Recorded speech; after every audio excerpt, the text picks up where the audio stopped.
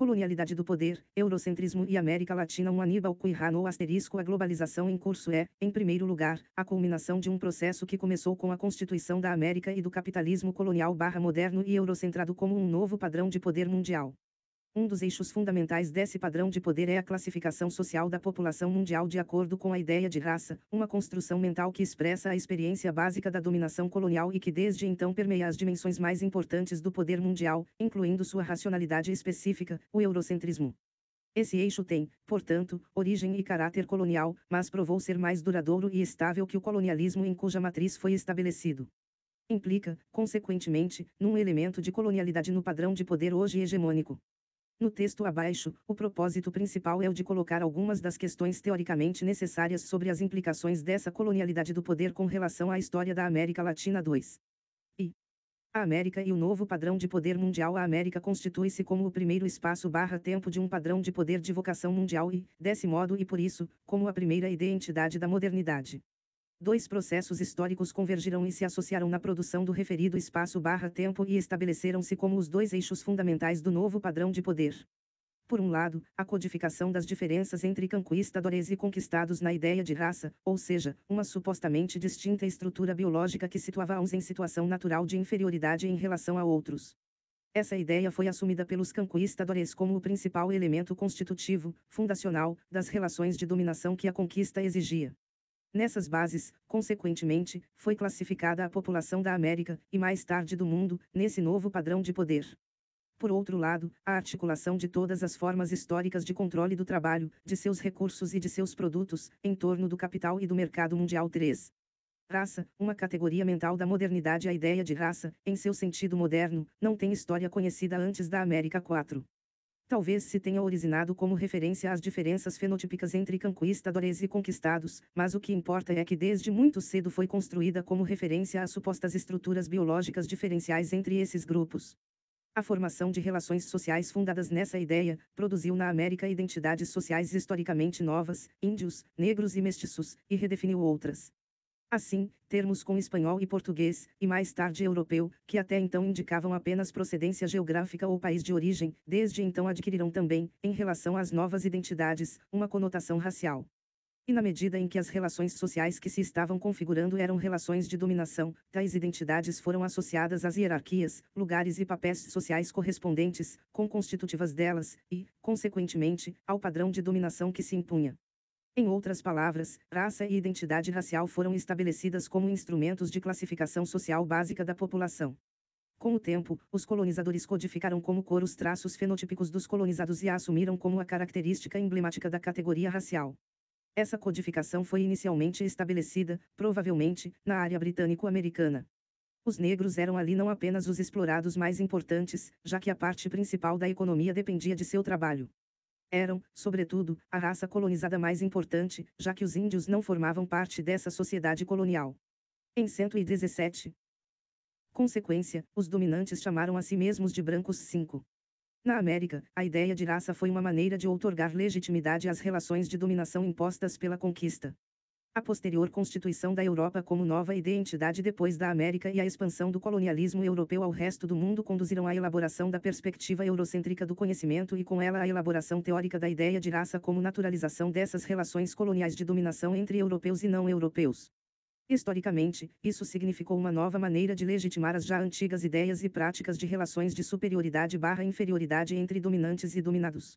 Desde então demonstrou ser o mais eficaz e durável instrumento de dominação social universal, pois dele passou a depender outro igualmente universal, no entanto mais antigo, o intersexual ou de gênero. Os povos conquistados e dominados foram postos numa situação natural de inferioridade, e consequentemente também seus traços fenotípicos, bem como suas descobertas mentais e culturais. 6. Desse modo, raça converteu-se no primeiro critério fundamental para a distribuição da população mundial nos níveis, lugares e papéis na estrutura de poder da nova sociedade.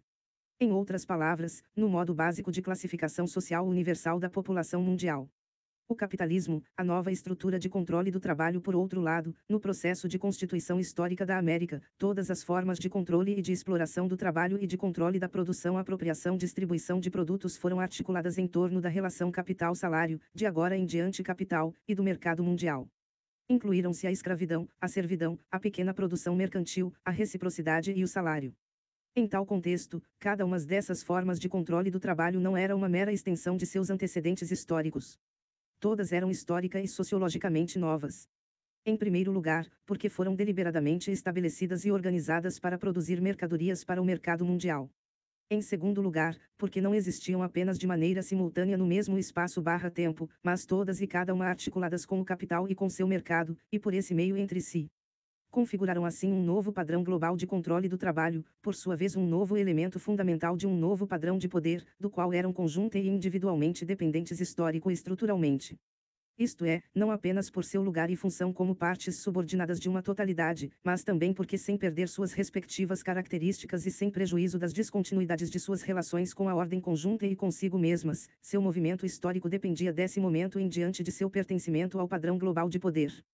Em terceiro lugar, e como consequência, para preencher as novas funções cada uma delas desenvolveu novos traços e novas configurações histórico-estruturais. Na medida em que aquela estrutura de controle do trabalho, de recursos e de produtos consistia na articulação conjunta de todas as respectivas formas historicamente conhecidas, estabelecia-se, pela primeira vez na história conhecida, um padrão global de controle do trabalho, de seus recursos e de seus produtos. E enquanto se constituía em torno de e em função do capital, seu caráter de conjunto também se estabelecia com característica capitalista. Desse modo, estabelecia-se uma nova, original e singular estrutura de relações de produção na experiência histórica do mundo, o capitalismo mundial. Colonialidade do poder e capitalismo mundial. As novas identidades históricas produzidas sobre a ideia de raça foram associadas à natureza dos papéis e lugares na nova estrutura global de controle do trabalho. Assim, ambos os elementos, raça e divisão do trabalho, foram estruturalmente associados e reforçando-se mutuamente, apesar de que nenhum dos dois era necessariamente dependente do outro para existir ou para transformar-se. Desse modo, impôs-se uma sistemática divisão racial do trabalho. Na área hispânica, a coroa de Castela logo decidiu pelo fim da escravidão dos índios, para impedir seu total extermínio. Assim, foram confinados na estrutura da servidão. Aos que viviam em suas comunidades, foi-lhes permitida a prática de sua antiga reciprocidade, isto é, o intercâmbio de força de trabalho e de trabalho sem mercado como uma forma de reproduzir sua força de trabalho como servos. Em alguns casos, a nobreza indígena, uma reduzida minoria, foi eximida da servidão e recebeu um tratamento especial, devido a seus papéis como intermediária com a raça dominante, e lhe foi também permitido participar de alguns dos ofícios nos quais eram empregados os espanhóis que não pertenciam à nobreza. Por outro lado, os negros foram reduzidos à escravidão. Os espanhóis e os portugueses, como raça dominante, podiam receber salários, ser 118. Comerciantes independentes, artesãos independentes ou agricultores independentes, em suma, produtores independentes de mercadorias. Não obstante, apenas os nobres podiam ocupar os médios e altos postos da administração colonial, civil ou militar. Desde o século XVIII, na América Hispânica, muito dos mestiços de espanhóis ou mulheres índias, já um extrato social extenso e importante na sociedade colonial, começaram a ocupar os mesmos ofícios e atividades que exerciam os ibéricos que não eram nobres. Em menor medida ou sobretudo em atividades de serviço ou que requeriam talentos ou habilidades especiais, música, por exemplo, também os mais abrancados entre os mestiços de mulheres negras e ibéricos, espanhóis ou portugueses, mas demoraram a ver legitimados seus novos papéis, já que suas mães eram escravas. A distribuição racista do trabalho no interior do capitalismo colonial/moderno manteve-se ao longo de todo o período colonial. No curso da expansão mundial da dominação colonial por parte da mesma raça dominante, os brancos, ou do século XVIII em diante, os europeus, foi imposto o mesmo critério de classificação social a toda a população mundial em escala global. Consequentemente, novas identidades históricas e sociais foram produzidas, amarelos e azeitonados, ou oliváceos, somaram-se a brancos, índios, negros e mestiços. Essa distribuição racista de novas identidades sociais foi combinada, tal como havia sido tão exitosamente logrado na América, com uma distribuição racista do trabalho e das formas de exploração do capitalismo colonial. Isso se expressou, sobretudo, numa quase exclusiva associação da branquitude social com o salário e logicamente com os postos de mando da administração colonial. Assim, cada forma de controle do trabalho esteve articulada com uma raça particular. Consequentemente, o controle de uma forma específica de trabalho podia ser ao mesmo tempo um controle de um grupo específico de gente dominada. Uma nova tecnologia de dominação/exploração, neste caso raça/trabalho, articulou-se de maneira que aparecesse como naturalmente associada, o que, até o momento, tem sido excepcionalmente bem sucedido. Colonialidade e eurocentramento do capitalismo mundial. A privilegiada posição ganhada com a América pelo controle do ouro, da prata e de outras mercadorias produzidas por meio do trabalho gratuito de índios, negros e mestiços, e sua vantajosa localização na vertente do Atlântico por onde, necessariamente, tinha de ser realizado o tráfico dessas mercadorias para o mercado mundial, outorgou aos brancos uma vantagem decisiva para disputar o controle do comércio mundial. A progressiva monetarização do mercado mundial que os metais preciosos da América estimulavam e permitiam, bem como o controle de tão abundantes recursos, possibilitou aos brancos o controle da vasta rede pré-existente de intercâmbio que incluía sobretudo China, Índia, Ceilão, Egito, Síria, os futuros Orientes Médio e Extremo. Isso também permitiu-lhes concentrar o controle do capital comercial, do trabalho e dos recursos de produção no conjunto do mercado mundial. E tudo isso foi, posteriormente, reforçado e consolidado através da expansão e da dominação colonial branca sobre as diversas populações mundiais. Como se sabe, o controle do tráfico comercial mundial pelos grupos dominantes, novos ou não, nas regiões do Atlântico onde tinham suas sedes, impulsionou um novo processo de urbanização nesses lugares, a expansão do tráfico comercial entre eles, e desse modo a formação de um mercado regional crescentemente integrado e monetarizado graças ao fluxo de metais preciosos procedentes da América. Uma região historicamente nova constituía-se como uma nova identidade geocultural, Europa, mais especificamente Europa Ocidental 7. Essa nova identidade geocultural emergia como a sede central do controle do mercado mundial. No mesmo movimento histórico produzia-se também o deslocamento de hegemonia da costa do Mediterrâneo e da costa ibérica para as do Atlântico Norte Ocidental. Essa condição de sede central do novo mercado mundial não permite explicar por si mesma, ou por si só, porque a Europa se transformou também, até o século XIX e virtualmente até a crise mundial ocorrida em meados de 1870, na sede central do processo de mercantilização da força de trabalho, ou seja, do desenvolvimento da relação capital-salário como forma específica de controle do trabalho, de seus recursos e de seus produtos.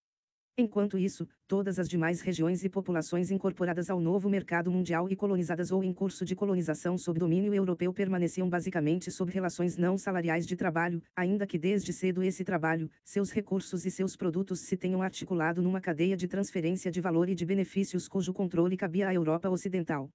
Nas regiões não europeias, o trabalho assalariado concentrava-se quase exclusivamente entre os brancos. 119. Não há nada na relação social mesma do capital, ou nos mecanismos do mercado mundial, em geral no capitalismo, que implique a necessidade histórica da concentração, não só, mas sobretudo na Europa, do trabalho assalariado e depois, precisamente sobre essa base, da concentração da produção industrial capitalista durante mais de 2 séculos. Teria sido perfeitamente factível, como o demonstra o fato de que assim de fato ocorreu após 1870, o controle europeu ocidental do trabalho assalariado de qualquer setor da população mundial. E provavelmente mais benéfico para os europeus ocidentais. A explicação deve ser, pois, buscada em outra parte da história. O fato é que já desde o começo da América, os futuros europeus associaram o trabalho não pago ou não assalariado com as raças dominadas, porque eram raças inferiores. O vasto genocídio dos índios nas primeiras décadas da colonização não foi causado principalmente pela violência da conquista, nem pelas enfermidades que os conquistadores trouxeram em seu corpo, mas porque tais índios foram usados como mão de obra descartável, forçados a trabalhar até morrer. A eliminação dessa prática colonial não termina, de fato, senão com a derrota dos encomendeiros, em meados do século XVI. A reorganização política do colonialismo ibérico que se seguiu implicou uma nova política de reorganização populacional dos índios e de suas relações com os colonizadores. Mas nem por isso os índios foram daí em diante trabalhadores livres e assalariados. Daí em diante foram adscritos à servidão não remunerada. A servidão dos índios na América não pode ser, por outro lado, simplesmente equiparada à servidão no feudalismo europeu, já que não incluía a suposta proteção de nenhum senhor feudal, nem sempre, nem necessariamente, a posse de uma porção de terra para cultivar, no lugar de salário. Sobretudo antes da independência, a reprodução da força de trabalho do servo índio se fazia nas comunidades. Mas mesmo mais de 100 anos depois da independência, uma parte ampla da servidão indígena era obrigada a reproduzir sua força de trabalho por sua própria conta. 8. E a outra forma de trabalho não assalariado, o não pago simplesmente, o trabalho escravo, foi restrita, exclusivamente, à população trazida da futura África e chamada de negra. A classificação racial da população e a velha associação das novas identidades raciais dos colonizados com as formas de controle não pago, não assalariado, do trabalho, desenvolveu entre os europeus ou brancos a específica percepção de que o trabalho pago era privilégio dos brancos. A inferioridade racial dos colonizados implicava que não eram dignos do pagamento de salário. Estavam naturalmente obrigados a trabalhar em benefício de seus eimas. Não é muito difícil encontrar, ainda hoje, essa mesma atitude entre os terratenentes brancos de qualquer lugar do mundo. E o menor salário das raças inferiores pelo mesmo trabalho dos brancos, nos atuais centros capitalistas, não poderia ser, tampouco, explicado sem recorrer-se à classificação social racista da população do mundo. Em outras palavras, separadamente da colonialidade do poder capitalista mundial. O controle do trabalho no novo padrão de poder mundial constituiu-se, assim, articulando todas as formas históricas de controle do trabalho em torno da relação capital-trabalho assalariado, e desse modo sob o domínio desta. Mas tal articulação foi constitutivamente colonial, pois se baseou, primeiro, na descrição de todas as formas de trabalho não remunerado às raças colonizadas, originalmente índios, negros e de modo mais complexo, os mestiços, na América e mais tarde as demais raças colonizadas no resto do mundo, oliváceos e amarelos. Segundo, na descrição do trabalho pago, assalariado, a raça colonizadora, os brancos. Essa colonialidade do controle do trabalho determinou a distribuição geográfica de cada uma das formas integradas no capitalismo mundial. Em outras palavras, determinou a geografia social do capitalismo. O capital, na relação social de controle do trabalho assalariado, era o eixo em torno do qual se articulavam todas as demais formas de controle do trabalho, de seus recursos e de seus produtos. Isso o tornava dominante sobre todas elas e dava caráter capitalista ao conjunto de tal estrutura de controle do trabalho. Mas ao mesmo tempo, essa relação social específica foi geograficamente concentrada na Europa, sobretudo, e socialmente entre os europeus em todo o mundo do capitalismo. E nessa medida e dessa maneira, a Europa e o europeu se constituíram no centro do mundo capitalista. Quando Raul Prebisch criou a célebre imagem de centro-periferia, The American Economic Review, 1959, ECLA, 1960, BER, 1962, para descrever a configuração mundial do capitalismo depois da Segunda Guerra Mundial, apontou, sabendo ou sem saber, o núcleo principal do caráter histórico do padrão de controle do trabalho, de seus recursos e de seus produtos, que formava parte central do novo padrão mundial de poder constituído a partir da América. O capitalismo mundial foi, desde o início, colonial/moderno e eurocentrado. Sem relação clara com essas específicas características históricas do capitalismo, o próprio conceito de moderno sistema mundo desenvolvido, principalmente, por Immanuel Wallerstein, de 1974 a 1989, Hopkins e Wallerstein, 1982, a partir de Prebisch e do conceito marxiano de capitalismo mundial, não poderia ser apropriada e plenamente entendido. 120. Novo padrão de poder mundial e nova intersubjetividade mundial. Já em sua condição de centro do capitalismo mundial, a Europa não somente tinha o controle do mercado mundial, mas pôde impor seu domínio colonial sobre todas as regiões e populações do planeta, incorporando-as ao sistema mundo que assim se constituía, e a seu padrão específico de poder. Para tais regiões e populações, isso implicou um processo de reidentificação histórica, pois da Europa foram-lhes atribuídas novas identidades geoculturais.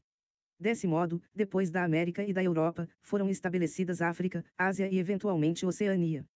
Na produção dessas novas identidades, a colonialidade do novo padrão de poder foi, sem dúvida, uma das mais ativas determinações.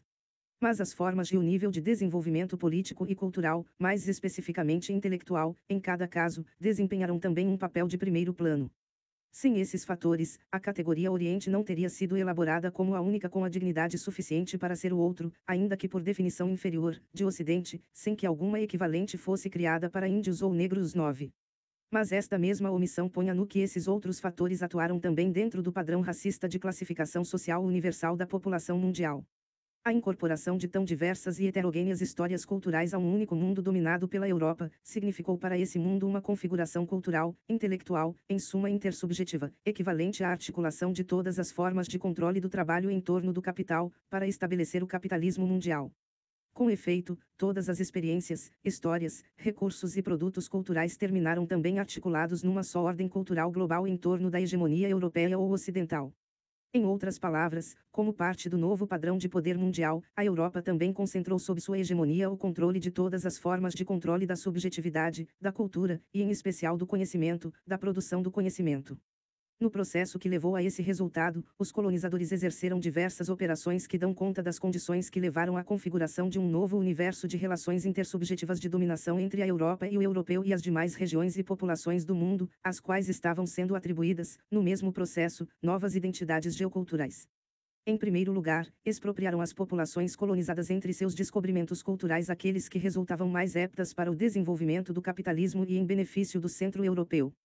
Em segundo lugar, reprimiram tanto como puderam, ou seja, em variáveis medidas de acordo com os casos, as formas de produção de conhecimento dos colonizados, seus padrões de produção de sentidos, seu universo simbólico, seus padrões de expressão e de objetivação da subjetividade. A repressão neste campo foi reconhecidamente mais violenta, profunda e duradoura entre os índios da América Ibérica, a que condenaram a ser uma subcultura camponesa, iletrada, despojando-os de sua herança intelectual objetivada. Algo equivalente ocorreu na África. Sem dúvida muito menor foi a repressão no caso da Ásia, onde portanto uma parte importante da história e da herança intelectual, escrita, pôde ser preservada.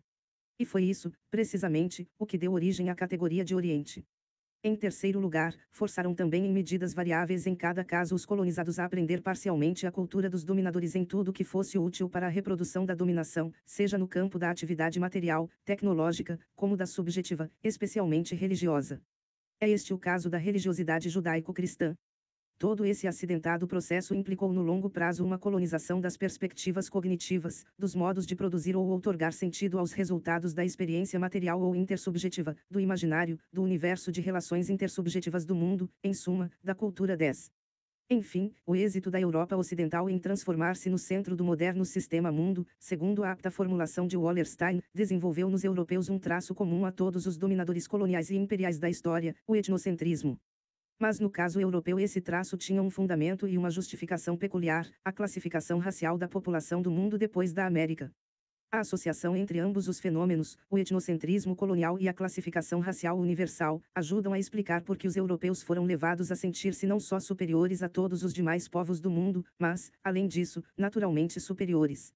Essa instância histórica expressou-se numa operação mental de fundamental importância para todo o padrão de poder mundial, sobretudo com respeito às relações intersubjetivas que lhe são hegemônicas e em especial de sua perspectiva de conhecimento. Os europeus geraram uma nova perspectiva temporal da história e ressituaram os povos colonizados, bem como as suas respectivas histórias e culturas, no passado de uma trajetória histórica cuja culminação era a Europa. Mignolo, 1995, Blaut, 1993, Lander. 1997, porém, notavelmente, não numa mesma linha de continuidade com os europeus, mas em 121. Outra categoria naturalmente diferente. Os povos colonizados eram raças inferiores e portanto anteriores aos europeus.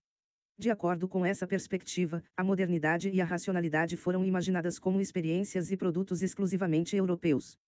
Desse ponto de vista, as relações intersubjetivas e culturais entre a Europa, ou, melhor dizendo, a Europa Ocidental, e o restante do mundo, foram codificadas num jogo inteiro de novas categorias: Oriente-Ocidente, primitivo-civilizado, mágico-mítico-científico, irracional-racional, tradicional-moderno.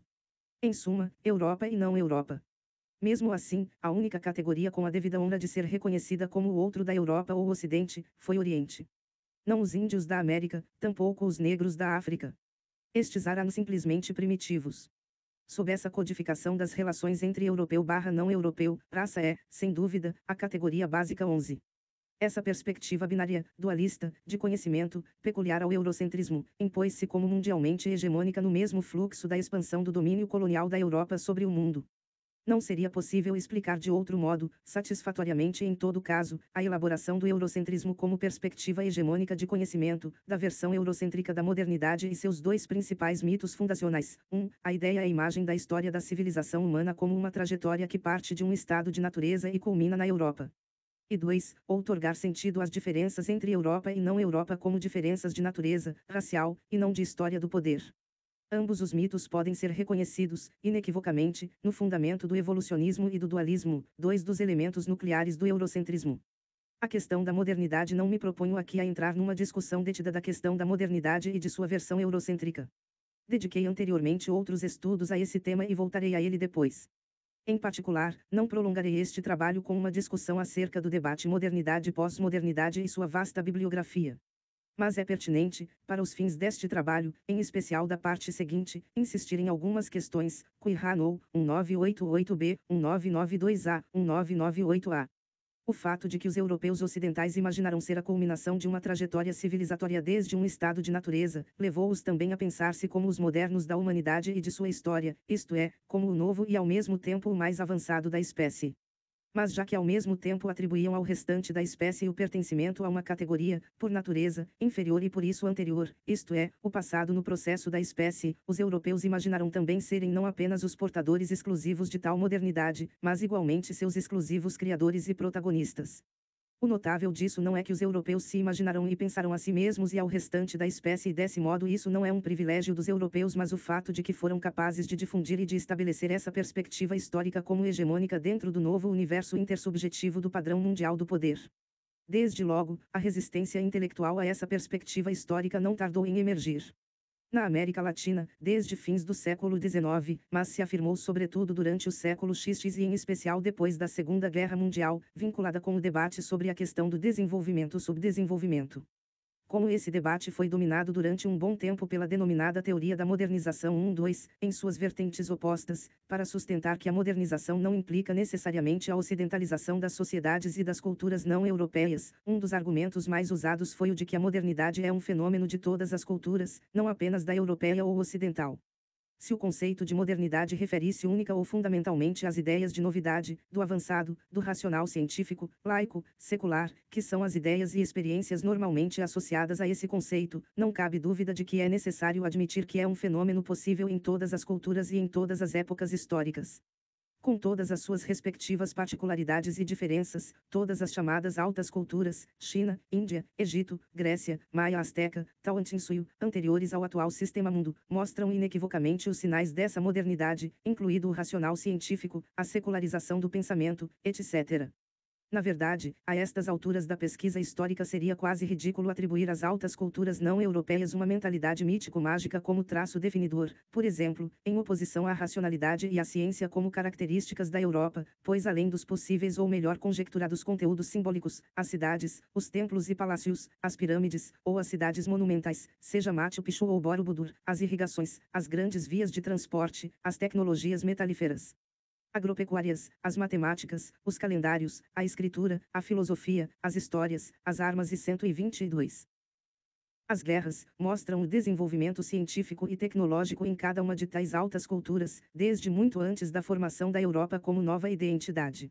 O mais que realmente se pode dizer é que, no atual período, foi-se mais longe no desenvolvimento científico-tecnológico e se realizaram maiores descobrimentos e realizações, com o papel hegemônico da Europa e, em geral, do Ocidente.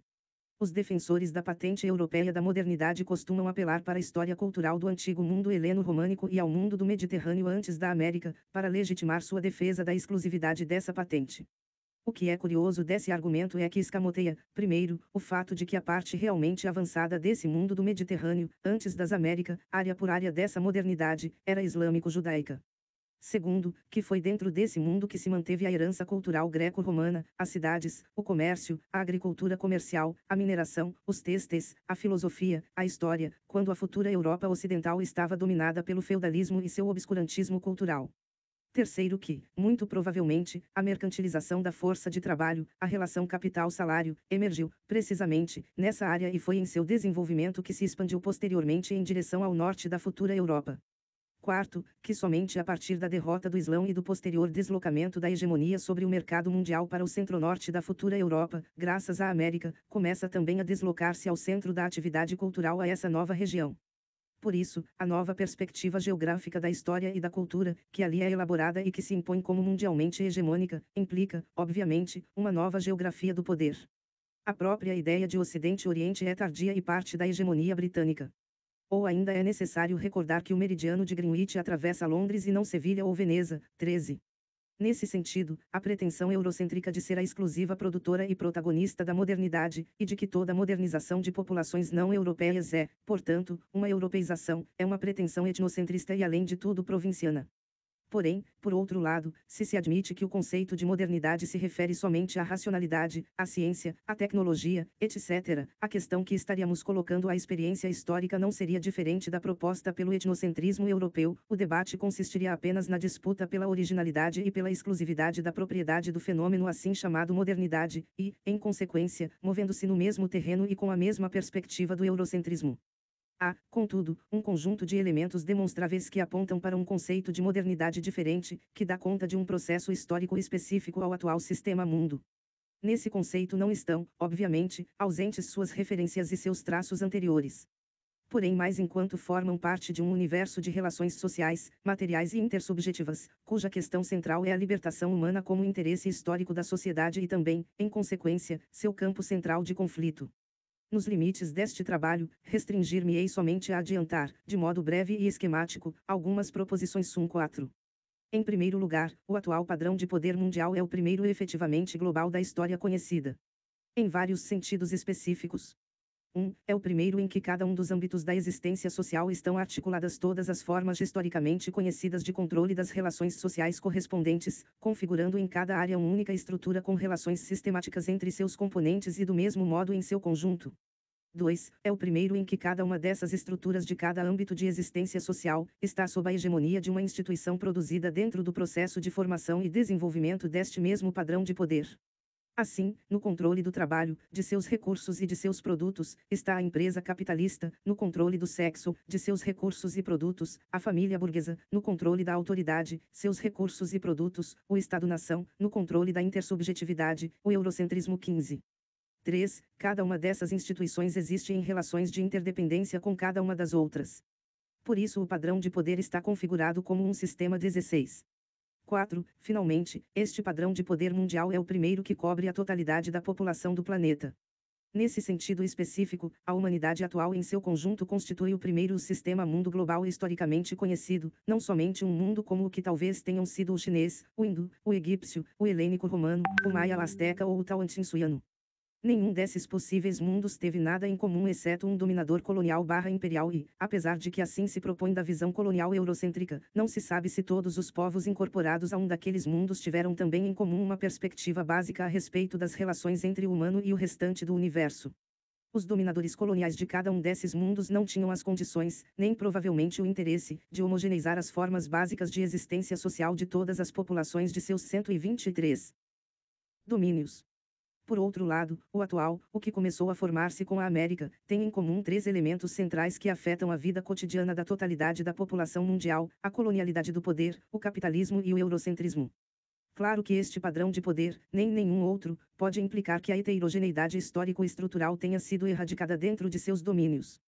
O que sua globalidade implica é um piso básico de práticas sociais comuns para todo o mundo, e uma esfera intersubjetiva que existe e atua como esfera central de orientação valorativa do conjunto.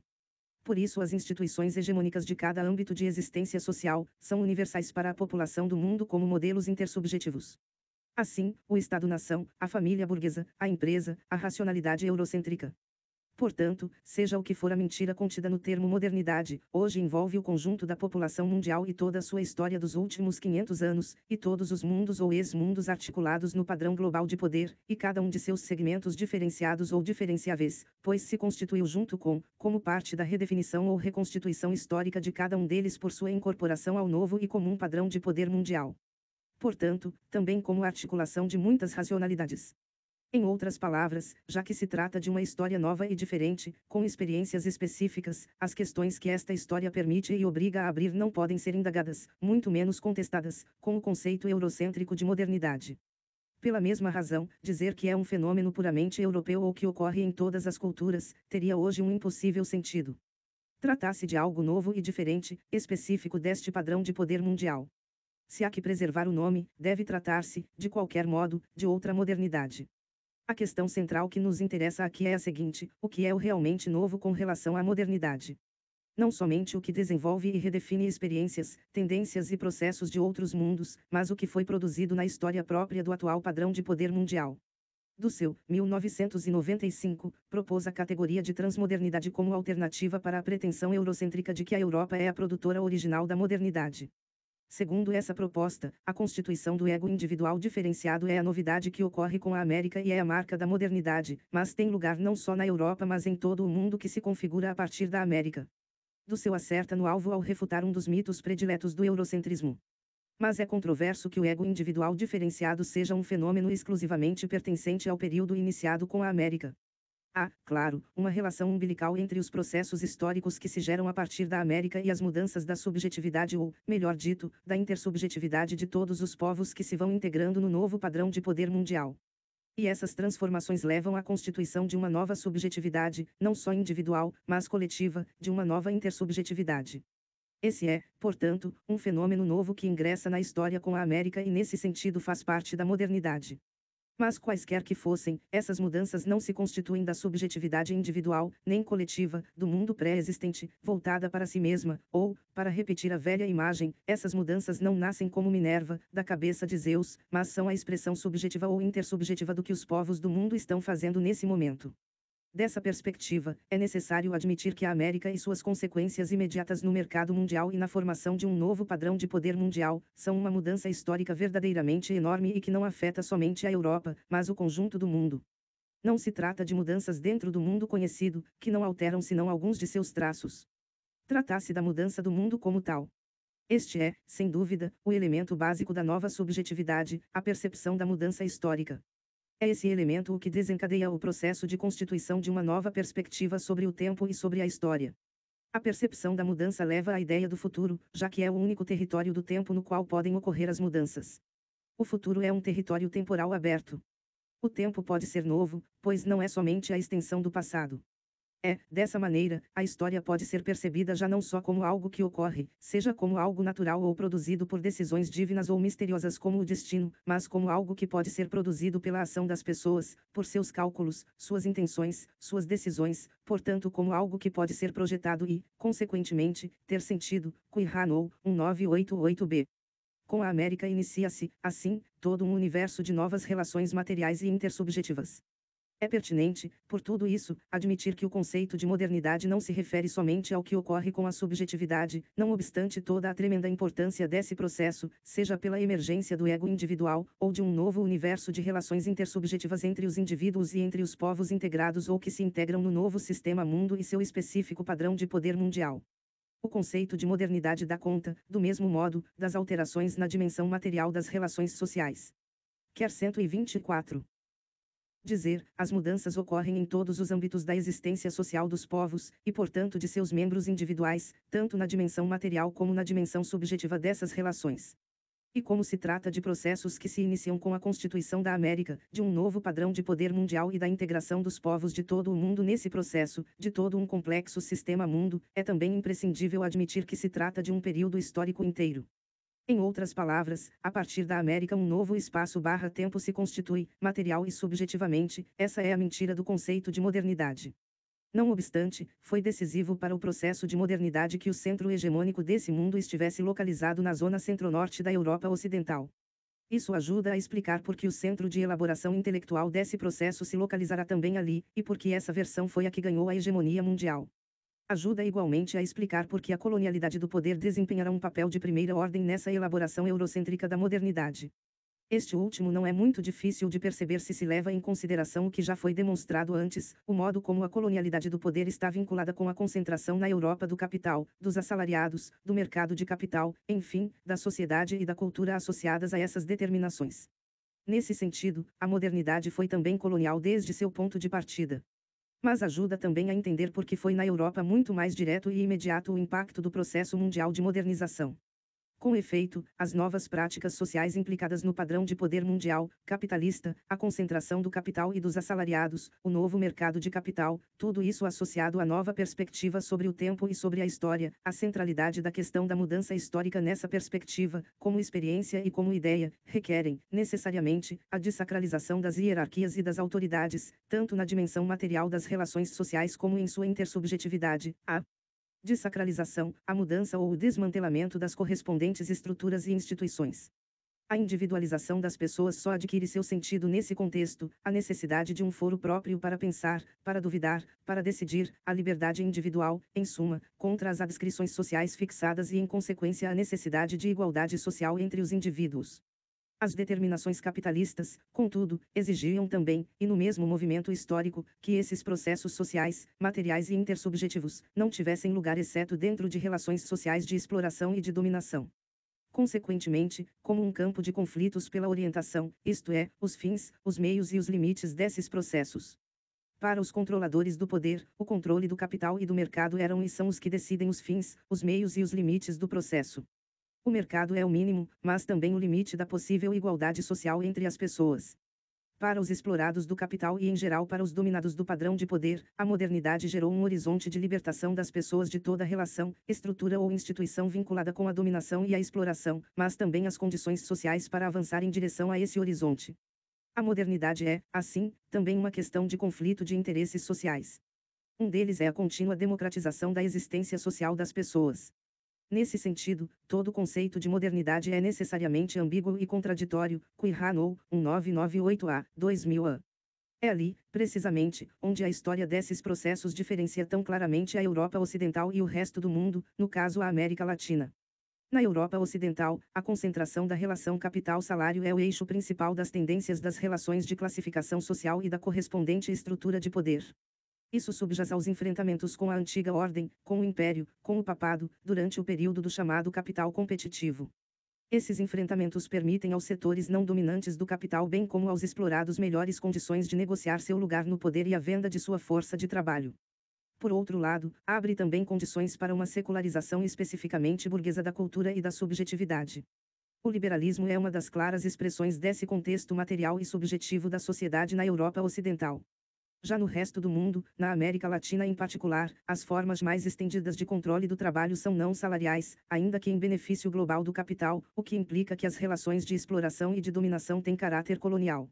A independência política, desde inícios do século XIX, está acompanhada na maioria dos novos países pelo estancamento e retrocesso do capital e fortalece o caráter colonial da dominação social e política sob estados formalmente independentes.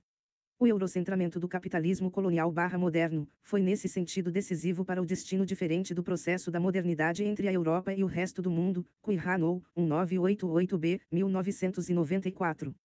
125. Segunda colonialidade do poder e eurocentrismo. A elaboração intelectual do processo de modernidade produziu uma perspectiva de conhecimento e um modo de produzir conhecimento que demonstram o caráter do padrão mundial de poder, colonial/moderno, capitalista e eurocentrado. Essa perspectiva e modo concreto de produzir conhecimento se reconhecem como eurocentrismo. 17. Eurocentrismo é, aqui, o nome de uma perspectiva de conhecimento cuja elaboração sistemática começou na Europa Ocidental antes de meados do século XVII, ainda que algumas de suas raízes são sem dúvida mais velhas, ou mesmo antigas, e que nos séculos seguintes se tornou mundialmente hegemônica percorrendo o mesmo fluxo do domínio da Europa burguesa. Sua constituição ocorreu associada à específica secularização burguesa do pensamento europeu e à experiência e às necessidades do padrão mundial de poder capitalista, colonial/moderno, eurocentrado, estabelecido a partir da América. Não se trata, em consequência, de uma categoria que implica toda a história cognoscitiva em toda a Europa, nem na Europa Ocidental em particular. Em outras palavras, não se refere a todos os modos de conhecer de todos os europeus e em todas as épocas, mas a uma específica racionalidade ou perspectiva de conhecimento que se torna mundialmente hegemônica colonizando e sobrepondo-se a todas as demais, prévias ou diferentes, e a seus respectivos sabers concretos, tanto na Europa como no resto do mundo. No âmbito deste trabalho, proponho-me a discutir algumas de suas questões mais diretamente vinculadas com a experiência histórica da América Latina, mas que, obviamente, não se referem somente a ela. Capital e capitalismo. Antes que mais nada, a teoria de uma sequência histórica unilinear e universalmente válida entre as formas conhecidas de trabalho e de controle do trabalho, que foram também conceitualizadas como relações ou modos de produção, especialmente entre capital e pré-capital, precisa ser, em todo caso com respeito à América, aberta de novo como questão maior do debate científico-social contemporâneo. Do ponto de vista eurocêntrico, reciprocidade, escravidão, servidão e produção mercantil independente são todas percebidas como uma sequência histórica prévia à mercantilização da força de trabalho. São pré-capital. E são consideradas não só como diferentes mas como radicalmente incompatíveis com o capital. O fato é, contudo, que na América elas não emergiram numa sequência histórica unilinear, nenhuma delas foi uma mera extensão de antigas formas pré-capitalistas, nem foram tampouco incompatíveis com o capital. Na América a escravidão foi deliberadamente estabelecida e organizada como mercadoria para produzir mercadorias para o mercado mundial e, desse modo, para servir aos propósitos e necessidades do capitalismo. Do mesmo modo, a servidão imposta aos índios, inclusive a redefinição das instituições da reciprocidade, para servir os mesmos fins, isto é, para produzir mercadorias para o mercado mundial. E enfim, a produção mercantil independente foi estabelecida e expandida para os mesmos propósitos. Isso significa que todas essas formas de trabalho e de controle do trabalho na América não só atuavam simultaneamente, mas foram articuladas em torno do eixo do capital e do mercado mundial. Consequentemente, foram parte de um novo padrão de organização e de controle do trabalho em todas as suas formas historicamente conhecidas, juntas e em torno do capital. Juntas configuraram um novo sistema, o capitalismo. O capital, como relação social baseada na mercantilização da força de trabalho, nasceu provavelmente em algum momento por volta dos séculos XI e XII, em algum lugar na região meridional das penínsulas Ibérica e Barra ou Itálica e consequentemente, e por conhecidas razões, no mundo islâmico. É pois bastante mais antigo que a América. Mas antes da emergência da América, não está em nenhum lugar estruturalmente articulado com todas as demais formas de organização e controle da força de trabalho e do trabalho, nem tampouco era ainda predominante em relação a nenhuma delas. Só com a América pôde o capital consolidar-se e obter predominância mundial, tornando-se precisamente o eixo em torno do qual todas as demais formas foram articuladas para os fins do mercado mundial. Somente desse modo o capital transformou-se no modo de produção dominante. Assim, o capital existiu muito tempo antes que a América. Contudo, o capitalismo como sistema de relações de produção, isto é, a heterogênea engrenagem de todas as formas de controle do trabalho e de seus produtos sob o domínio do capital, no que dali em diante consistiu a economia mundial e seu mercado, constituiu-se na história apenas com a emergência da América. A partir desse momento, o capital sempre existiu e continua existindo hoje em dia só como o eixo central do capitalismo, não de maneira separada, muito menos isolada. Nunca foi predominante de outro modo, em escala mundial e global, e com 126. Toda probabilidade não teria podido desenvolver-se de outro modo. Evolucionismo e dualismo, como no caso das relações entre capital e pré-capital, uma linha similar de ideias foi elaborada acerca das relações entre Europa e não Europa. Como já foi apontado, o mito fundacional da versão eurocêntrica da modernidade é a ideia do estado de natureza como ponto de partida do curso civilizatório cuja culminação é a civilização europeia ou ocidental. Desse mito se origina a especificamente eurocêntrica perspectiva evolucionista, de movimento e de mudança unilinear e unidirecional da história humana. Tal mito foi associado com a classificação racial da população do mundo. Essa associação produziu uma visão na qual se amalgamam, paradoxalmente, evolucionismo e dualismo. Essa visão só adquire sentido como expressão do exacerbado etnocentrismo da recém-constituída Europa, por seu lugar central e dominante no capitalismo mundial colonial/moderno, da vigência nova das ideias mitificadas de humanidade e de progresso, inseparáveis produtos da Ilustração, e da vigência da ideia de raça como critério básico de classificação social universal da população do mundo. A história é, contudo, muito distinta. Por um lado, no momento em que os ibéricos conquistaram, nomearam e colonizaram a América, cuja região norte ou América do Norte, colonizaram os britânicos um século mais tarde, encontraram um grande número de diferentes povos, cada um com sua própria história, linguagem, descobrimentos e produtos culturais, memória e identidade.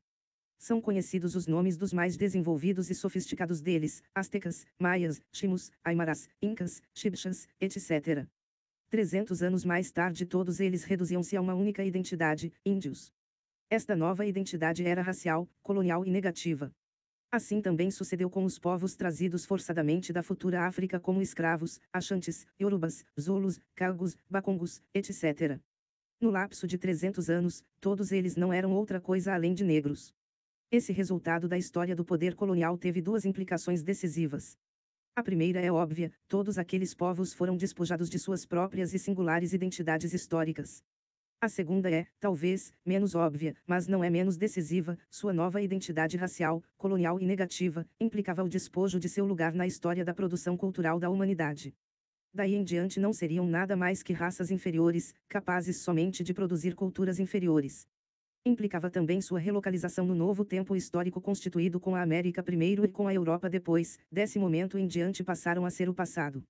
Em outras palavras, o padrão de poder baseado na colonialidade implicava também um padrão cognitivo, uma nova perspectiva de conhecimento dentro da qual o não europeu era o passado e desse modo inferior, sempre primitivo.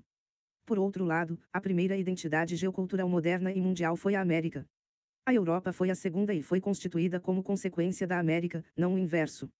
A constituição da Europa como nova entidade/identidade histórica fez-se possível, em primeiro lugar, com o trabalho gratuito dos índios, negros e mestiços da América, com sua avançada tecnologia na mineração e na agricultura, e com seus respectivos produtos, o ouro, a prata, a batata, o tomate, o tabaco, etc., etc., Viola e Margalis, 1991. Porque foi sobre essa base que se configurou uma região como sede do controle das rotas atlânticas, por sua vez convertidas, precisamente sobre essa mesma base, nas rotas decisivas do mercado mundial. Essa região não tardou em emergir como Europa. América e Europa produziram-se historicamente, assim, mutuamente, como as duas primeiras novas identidades geoculturais do mundo moderno. Contudo, os europeus persuadiram-se a si mesmos, desde meados do século XVII, mas sobretudo durante o século XVIII, não só de que de algum modo se tinham autoproduzido a si mesmos como civilização, à margem da história iniciada com a América, culminando uma linha independente que começava com a Grécia como única fonte original. Também concluíram que eram naturalmente, isto é, racialmente, superiores a todos os demais, já que tinham conquistado a todos e lhes tinham imposto seu domínio. O confronto entre a experiência histórica e a perspectiva eurocêntrica de conhecimento permite apontar alguns dos elementos mais importantes do eurocentrismo: uma articulação peculiar entre um dualismo, pré-capital-capital, não europeu-europeu, primitivo-civilizado, tradicional-moderno, etc., e um evolucionismo linear, unidirecional, de algum estado de natureza à sociedade moderna europeia; a naturalização das diferenças culturais entre grupos humanos por meio de sua codificação com a ideia de raça, e a distorcida relocalização temporal de todas essas diferenças, de modo que tudo aquilo que é não europeu é percebido como passado. Todas estas operações intelectuais são claramente interdependentes. E não teriam podido ser cultivadas e desenvolvidas sem a colonialidade do poder. 127. Homogeneidade/continuidade e heterogeneidade/descontinuidade. Como é verificável agora, a perspectiva eurocêntrica de conhecimento, devido à sua crise radical, é hoje um campo pletórico de questões.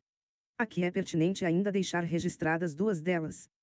Primeiro, uma ideia da mudança histórica como um processo ou um momento no qual uma entidade ou unidade se transforma de maneira contínua, homogênea e completa em outra coisa e abandona de maneira absoluta a cena histórica.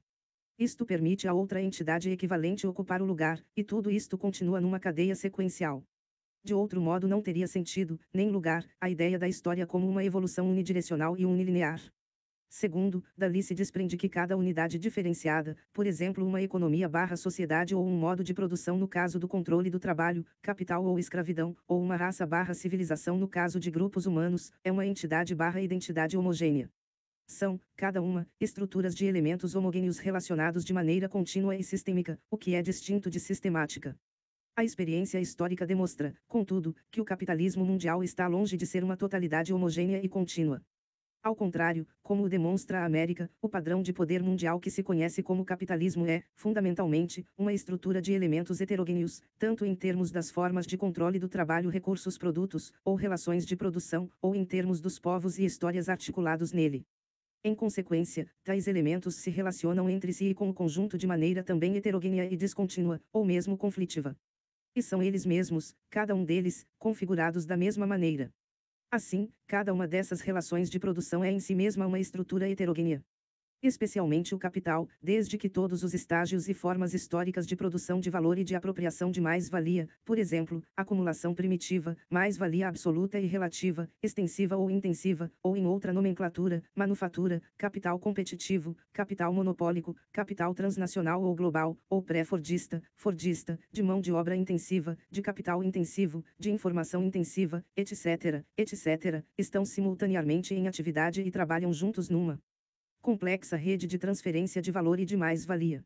Isto é igualmente válido com relação às raças, já que tantos povos diversos e heterogêneos, com heterogêneas histórias e tendências históricas de movimento e de mudança foram reunidos sob uma única classificação racial, índio ou negro, por exemplo. Esta heterogeneidade não é simplesmente estrutural, baseada nas relações entre elementos das mesmas época e idade. Já que histórias diversas e heterogêneas deste tipo foram articuladas numa única estrutura de poder, é pertinente admitir o caráter histórico estrutural dessa heterogeneidade. Consequentemente, o processo de mudança dessa totalidade capitalista não pode, de nenhum modo, ser uma transformação homogênea e contínua do sistema inteiro, nem tampouco de cada um de seus componentes maiores. Tampouco poderia essa totalidade desvanecer-se completa e homogeneamente da cena histórica e ser substituída por outra equivalente. A mudança histórica não pode ser unilinear, unidirecional, sequencial ou total. O sistema, ou o padrão específico de articulação estrutural, poderia ser desmantelado.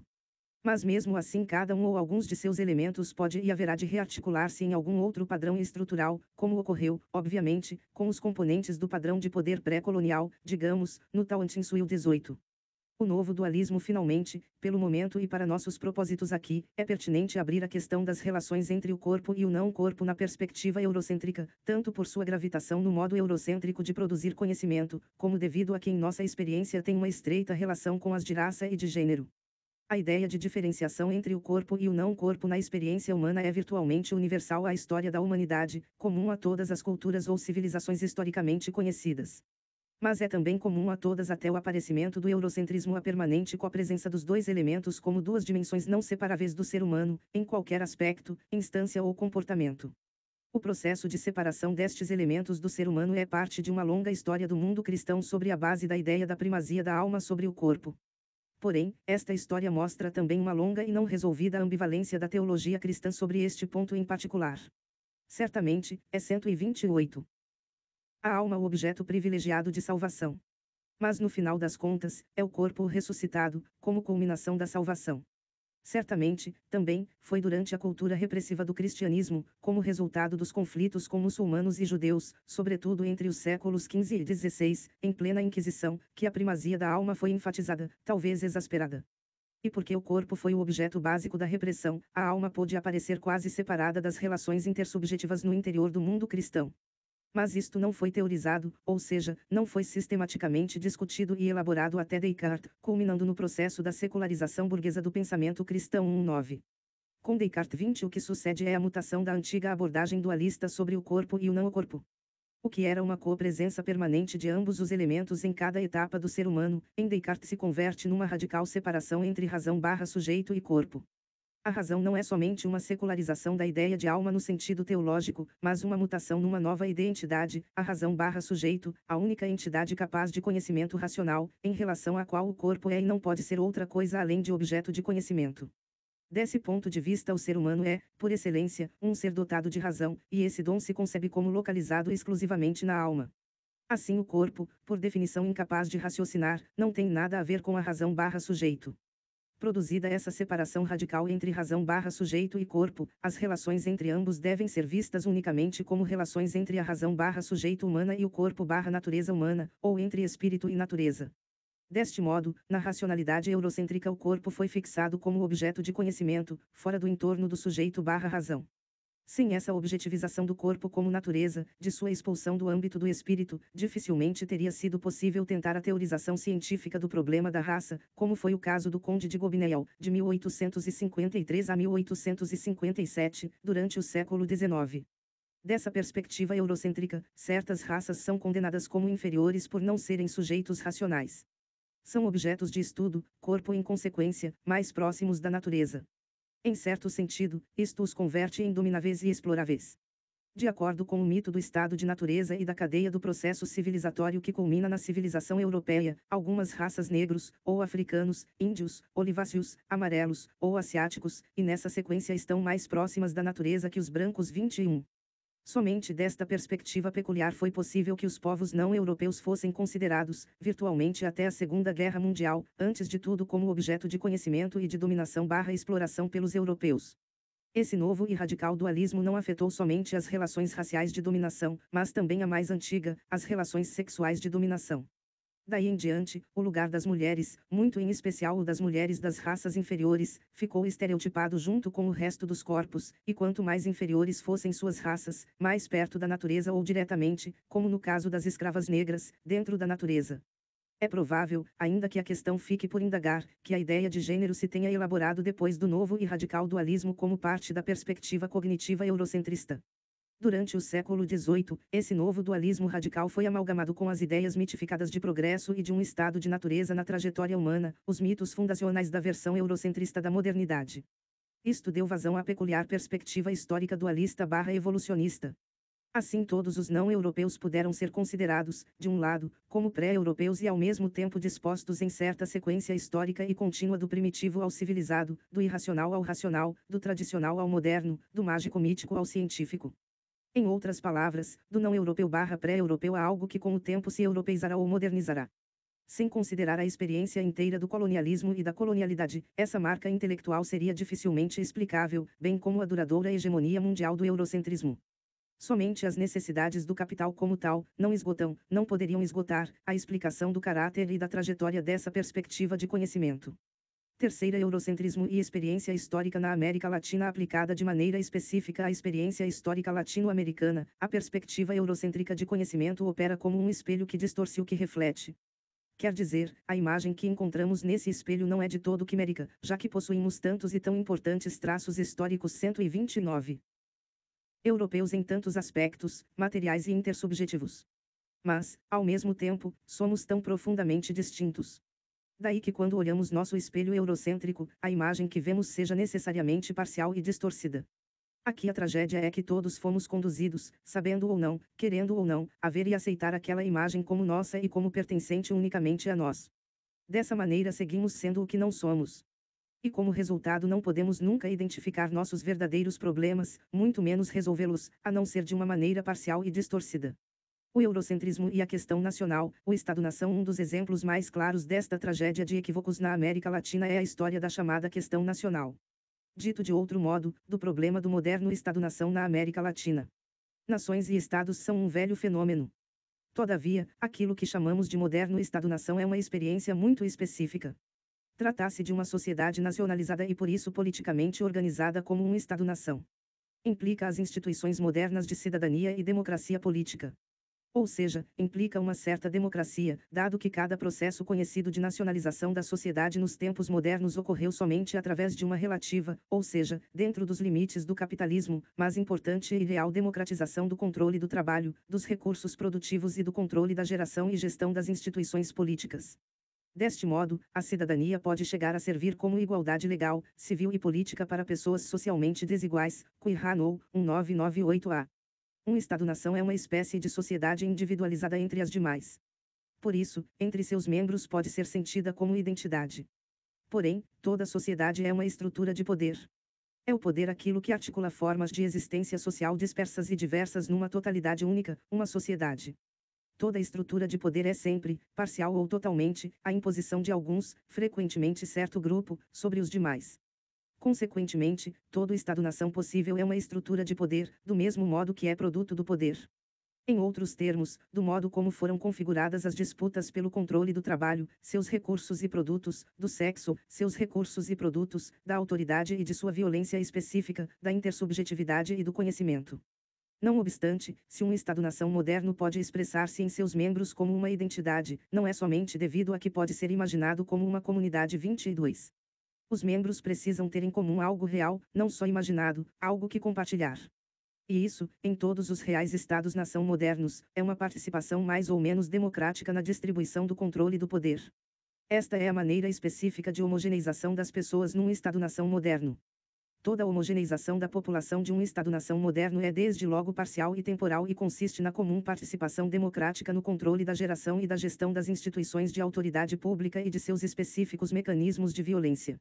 Isto é, exerce-se, no fundamental, em todo o âmbito da existência social vinculado ao Estado e que por isso se assume como o explicitamente político.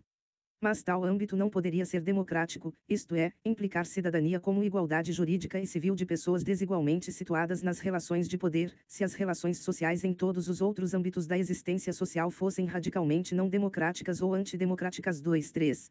Já que todo Estado-nação é uma estrutura de poder, isso implica que se trata de um poder que se configura nesse sentido.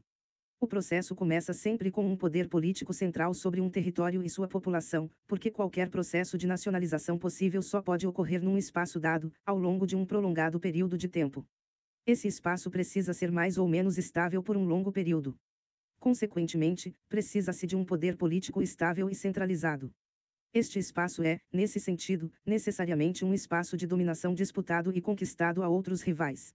Na Europa, o processo que levou à formação de estruturas de poder configuradas como Estado-nação, iniciou-se com a emergência de alguns poucos núcleos políticos que conquistaram seu espaço de dominação e se impuseram aos diversos e heterogêneos povos e identidades que o habitavam.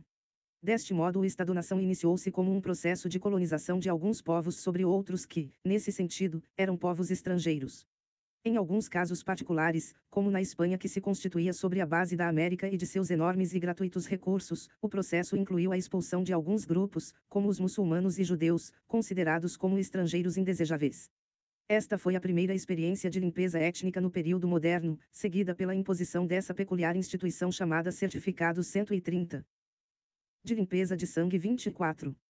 Por outro lado, o processo de centralização estatal que antecedeu na Europa Ocidental a formação de Estados-nação, foi paralelo à imposição da dominação colonial que começou com a América.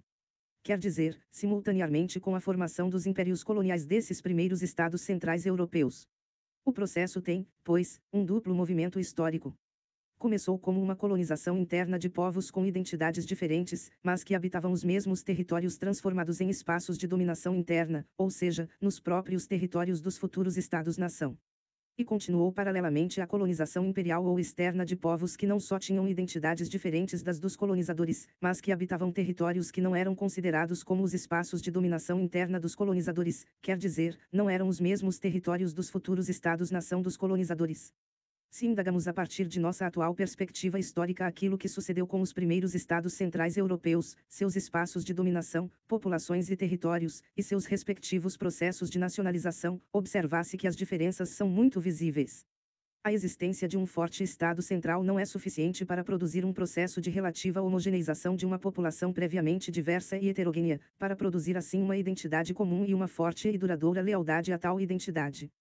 Entre esses casos, a França é provavelmente a experiência mais bem-sucedida, bem como a Espanha é a menos bem-sucedida. Porque a França sim e a Espanha não.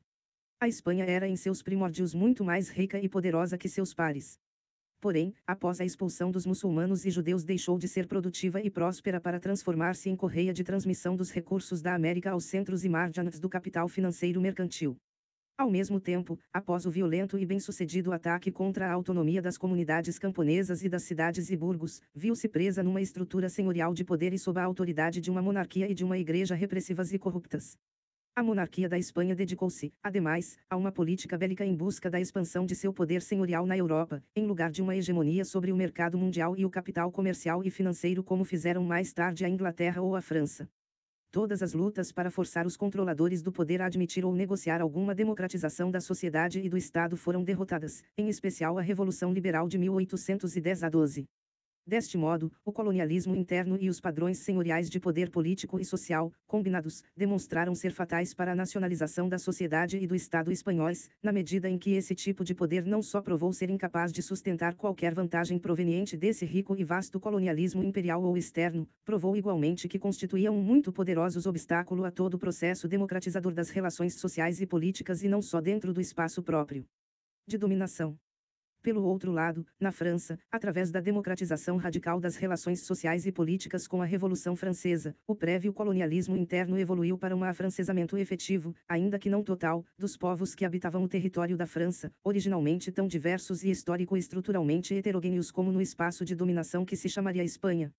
Os bascos franceses, por exemplo, são, em primeiro lugar, franceses, como os occitanos ou os navarros.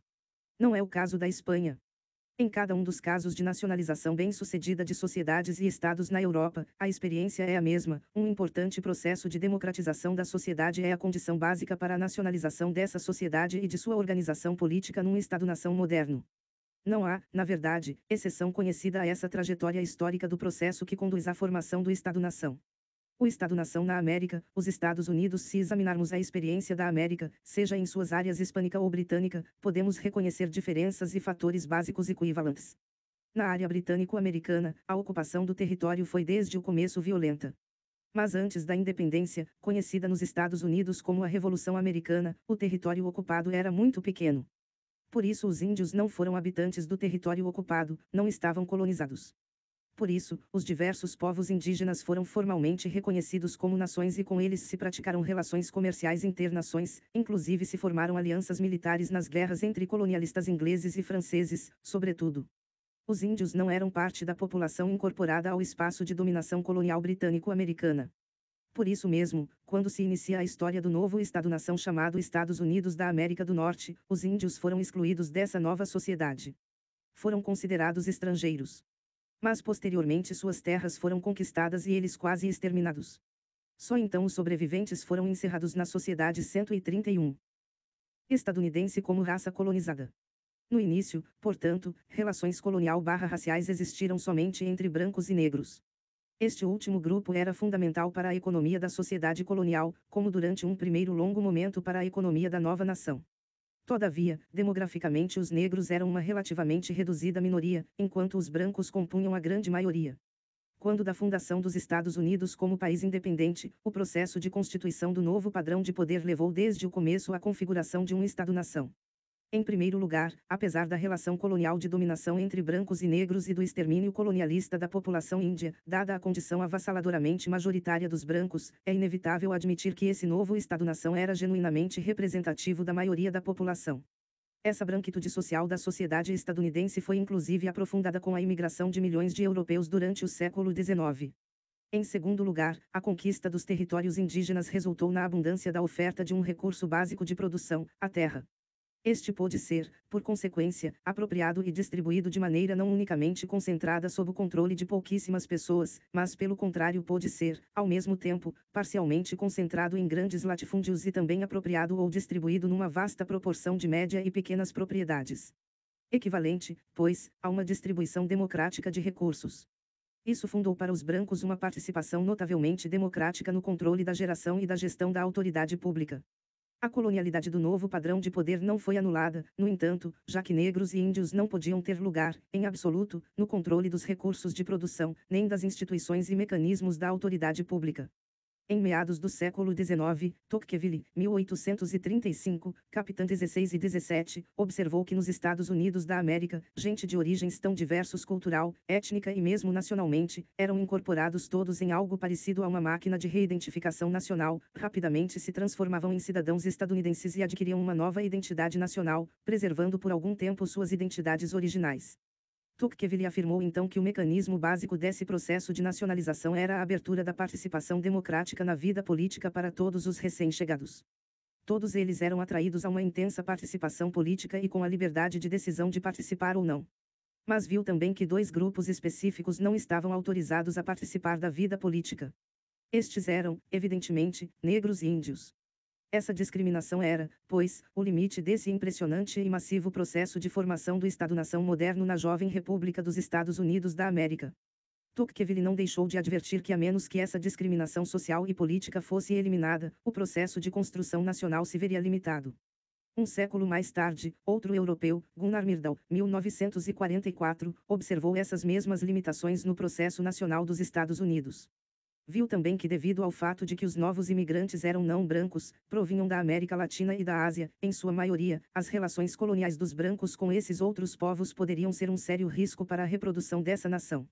Sem dúvida esses riscos vêm aumentando hoje em dia, na medida em que o velho mito do melting pot foi abandonado à força e o racismo tende a ser de novo agudo e violento. Em suma, a colonialidade das relações de dominação/exploração/conflito entre brancos e não brancos, não obstante sua intensa vigência, dada a condição vastamente majoritária dos primeiros, não foi forte o suficiente para impedir a relativa, mas real e importante, democratização do controle de recursos de produção e do Estado, entre brancos, é verdade, mas com o vigor necessário para que pudesse ser reclamada mais tarde também pelos não brancos. O poder pôde ser configurado na trajetória e na orientação de um Estado-nação. É a isso que se refere, sem dúvida, a ideia da Revolução Americana. América Latina, Cone Sul e maioria branca à primeira vista, a situação nos países do chamado Cone Sul da América Latina, Argentina, Chile e Uruguai, foi similar à ocorrida nos Estados Unidos. Os índios, em sua maioria, tampouco foram integrados à sociedade colonial, na medida em que eram povos de mais ou menos a mesma estrutura daqueles da América do Norte, sem disponibilidade para transformar-se em trabalhadores explorados, não condenáveis a trabalhar forçadamente e de maneira disciplinada para os colonos. Nesses três países, também a população negra foi uma minoria durante o período colonial, em comparação com outras regiões dominadas por espanhóis ou portugueses. E os dominantes dos novos países do Cone Sul considerarão, como no caso dos Estados Unidos, necessária a conquista do território que os índios povoavam e o extermínio destes como forma rápida de homogeneizar a população nacional e, desse modo, facilitar o processo de constituição de um Estado-nação moderno, a europeia. Na Argentina e no Uruguai isso foi feito no século XIX. E no Chile durante as 3 primeiras décadas do século XX. Estes países atraíram também milhões de imigrantes 132. Europeus, consolidando em aparência a branquitude das sociedades da Argentina, do Chile e do Uruguai. Em determinado sentido, isto também consolidou em aparência o processo de homogeneização em três países. Um elemento crucial introduziu, contudo, uma diferença básica nesses países em comparação com o caso estadunidense, muito em especial na Argentina. Enquanto nos Estados Unidos a distribuição da terra produziu-se de uma maneira menos concentrada durante um importante período, na Argentina a apropriação da terra ocorreu de uma maneira completamente distinta. A extrema concentração da propriedade da terra, em particular das terras conquistadas aos índios, tornou impossível qualquer tipo de relações sociais democráticas entre os próprios brancos e em consequência de toda relação política democrática. Sobre essa base, em lugar de uma sociedade democrática, capaz de representar-se e organizar-se politicamente num Estado democrático, o que se constituiu foi uma sociedade e um Estado oligárquicos, só parcialmente desmantelados desde a Segunda Guerra Mundial. Sem dúvida, essas determinações se associaram ao fato de que a sociedade colonial nesse território, sobretudo na costa atlântica que se tornou hegemônica sobre o resto, foi pouco desenvolvida e por isso seu reconhecimento como sede de um vice-reino foi tardio, segunda metade do século XVIII. Sua emergência como uma das áreas prósperas do mercado mundial foi rápida desde o último quarto do século XVIII, o que impulsionou no século seguinte uma massiva migração do sul, do centro e do leste da Europa. Mas essa vasta população migratória não encontrou uma sociedade com estrutura, história e identidade suficientemente densas e estáveis, para incorporar-se a ela e com ela identificar-se, como ocorreu no caso dos Estados Unidos e sem dúvida no Chile e no Uruguai. Em fins do século XIX a população de Buenos Aires compunha-se em mais de 80% por imigrantes de origem europeia. Levou tempo, por isso provavelmente, para que se considerassem com identidade nacional e cultural próprias diferentes da europeia, enquanto rejeitavam explicitamente a identidade associada à herança histórica latino-americana e, em particular, qualquer parentesco com a população indígena. 2.5. A concentração da terra foi igualmente forte no Chile, e um pouco menor no Uruguai. De qualquer modo, diferentemente da Argentina, os imigrantes europeus encontraram nesses países uma sociedade, um Estado, uma identidade já suficientemente densos e constituídos, aos quais se incorporaram e com os quais se identificaram mais pronta e completamente que no outro caso. No caso do Chile, por outro lado, a expansão territorial às custas da Bolívia e do Peru permitia à burguesia chilena o controle de recursos cuja importância marcou desde então a história do país, salitre primeiro, e cobre pouco depois. Nas Pampas salitreiras formou-se o primeiro grande contingente de assalariados operários da América Latina, desde meados do século XIX, e mais tarde foi no cobre que se formou a coluna vertebral das organizações sociais e políticas dos operários chilenos da velha República. Os benefícios, distribuídos entre a burguesia britânica e a chilena, permitiram o impulso da agricultura comercial e da economia comercial urbana. Formaram-se novas camadas de assalariados urbanos e novas camadas médias relativamente amplas, junto com a modernização de uma parte importante da burguesia senhorial. Foram essas condições as que tornaram possível que os trabalhadores e as classes médias pudessem negociar com algum êxito, desde 1930 e fim 35, as condições da dominação/exploração/conflito. Isto é, da democracia nas condições do capitalismo. Desse modo, pôde ser estabelecido um poder configurado como Estado-nação de brancos, logicamente.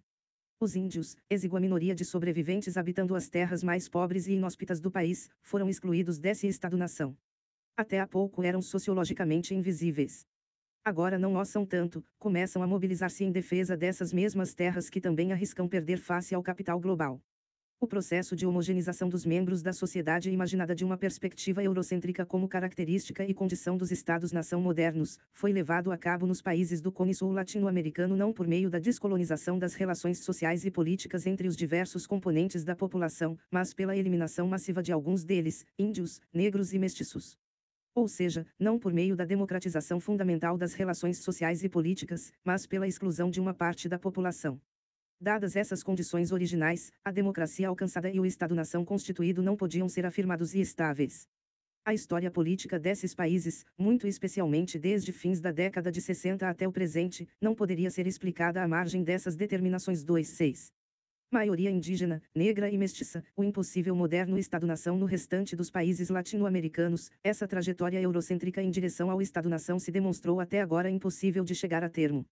Após a derrota de Tupac Amaru e do Haiti, só nos casos do México e da Bolívia chegou-se tão longe quanto possível no caminho da descolonização social, através de um processo revolucionário mais ou menos radical, durante o qual a descolonização do poder 133 pôde percorrer um trecho importante antes de ser contida e derrotada.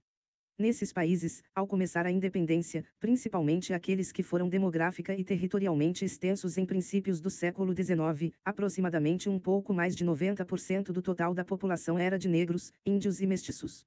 Contudo, em todos estes países, durante o processo de organização dos novos estados, a tais raças foi negada toda possível participação nas decisões sobre a organização social e política. A pequena minoria branca que assumiu o controle desses estados viu-se inclusive com a vantagem de estar livre das restrições da legislação da coroa espanhola, que se dirigiam formalmente à proteção das raças colonizadas. A partir daí chegaram inclusive a impor novos tributos coloniais aos índios, sem prejuízo de manter a escravidão dos negros por muitas décadas. Claro que esta minoria dominante se encontrava agora livre para expandir sua propriedade da terra às custas dos territórios reservados aos índios pela regulamentação da coroa espanhola. No caso do Brasil, os negros não eram nada além de escravos e a maioria dos índios constituía-se de povos da Amazônia, sendo desta maneira estrangeiros para o novo Estado. O Haiti foi um caso excepcional onde se produziu, no mesmo movimento histórico, uma revolução nacional, social e racial. Quer dizer, uma descolonização real e global do poder. Sua derrota produziu-se pelas repetidas intervenções militares por parte dos Estados Unidos. O outro processo nacional na América Latina, no vice-reino do Peru, liderado por Túpac Amaru II em 1780, foi derrotado cedo. Desde então, em todas as demais colônias ibéricas os grupos dominantes tiveram êxito precisamente em evitar a descolonização da sociedade enquanto lutavam por estados independentes. Esses novos estados não poderiam ser considerados de modo algum como nacionais, salvo que se admita que essa exígua minoria de colonizadores no controle fosse genuinamente representante do conjunto da população colonizada. As respectivas sociedades, baseadas na dominação colonial de índios, negros e mestiços, não poderiam tampouco ser consideradas nacionais, e muito menos democráticas. Isto coloca uma situação aparentemente paradoxal: estados independentes e sociedades coloniais. 27. O paradoxo é somente parcial ou superficial, se observamos com mais cuidado os interesses sociais dos grupos dominantes daquelas sociedades coloniais e de seus estados independentes. Na sociedade colonial britânico-americana, já que os índios constituíam um povo estrangeiro, vivendo além dos confins da sociedade colonial, a servidão não esteve tão estendida como na sociedade colonial da América Ibérica. Os servos, indentured servants, trazidos da Grã-Bretanha não eram legalmente servos, e após a independência não o foram por muito tempo. Os escravos negros foram de importância básica para a economia, mas demograficamente eram minoria. E desde o começo, depois da independência, a produção foi feita em grande medida por trabalhadores assalariados e produtores independentes. No Chile, durante o período colonial, a servidão indígena foi restringida, já que os servos índios locais eram uma pequena minoria. E os escravos negros, apesar de serem mais importantes para a economia, eram também uma pequena minoria. Deste modo, essas raças não eram uma grande fonte de trabalho gratuito como no caso dos demais países ibéricos. Consequentemente, desde o início da independência uma crescente proporção da produção local esteve baseada nos salários e no capital, e por essa razão o mercado interno foi vital para a burguesia pré-monopólica. Assim, para as classes dominantes de ambos os países Stout Distances Gardens o trabalho assalariado local, a produção e o mercado interno foram preservados e protegidos da concorrência externa como a única e a mais importante fonte de benefício capitalista. Mais ainda, o mercado interno teve que ser expandido e protegido. Nesse sentido, havia algumas áreas de interesses comuns entre os trabalhadores assalariados, os produtores independentes e a burguesia local. Isto, em consequência, com as limitações derivadas da exclusão de negros e mestiços, era um interesse nacional para a grande maioria da população do novo Estado-nação. Estado independente e sociedade colonial, dependência histórico-estrutural. Por outro lado, nas outras sociedades ibero-americanas, a pequena minoria branca no controle dos estados independentes e das sociedades coloniais não podia ter tido nem sentido nenhum interesse social comum com os índios, negros e mestiços. Ao contrário, seus interesses sociais eram explicitamente antagônicos com relação aos dos servos índios e os escravos negros, dado que seus privilégios compunham-se precisamente do domínio/exploração dessas gentes. De modo que não havia nenhum terreno de interesses comuns entre brancos e não brancos, e, consequentemente, nenhum interesse nacional comum a todos eles. Por isso, do ponto de vista dos dominadores, seus interesses sociais estiveram muito mais próximos dos interesses de seus pares europeus, e por isso estiveram sempre inclinados a seguir os interesses da burguesia europeia. Eram, pois, dependentes. 134. Eram dependentes dessa maneira específica, não porque estivessem subordinados por um poder econômico ou político maior. De quem? Espanha ou Portugal eram então demasiadamente fracos, subdesenvolviam-se, não podiam exercer nenhum neocolonialismo como ingleses ou franceses em certos países da África depois da independência política desses países. Os Estados Unidos encontravam-se absorvidos na conquista das terras dos índios e no extermínio dessa população, iniciando sua expansão imperial sobre parte do Caribe, ainda sem capacidade de expandir seu domínio econômico ou político. A Inglaterra tentou ocupar Buenos Aires e foi derrotada. Os senhores brancos latino-americanos, donos do poder político e de servos e de escravos, não tinham interesses comuns, e sim exatamente antagônicos aos desses trabalhadores, que eram a avassaladora maioria da população dos novos estados. E enquanto na Europa e nos Estados Unidos a burguesia branca expandia a relação social chamada capital como eixo de articulação da economia e da sociedade, os senhores latino-americanos não podiam acumular seus muitos benefícios comerciais comprando força de trabalho assalariada, precisamente porque isso ia contra a reprodução de sua condição de senhores. E destinavam esses benefícios comerciais ao consumo ostentoso das mercadorias produzidas, sobretudo, na Europa. A dependência dos capitalistas senhoriais desses países tinha como consequência uma fonte inescapável: a colonialidade de seu poder levava-os a perceber seus interesses sociais como iguais aos dos outros brancos dominantes, na Europa e nos Estados Unidos.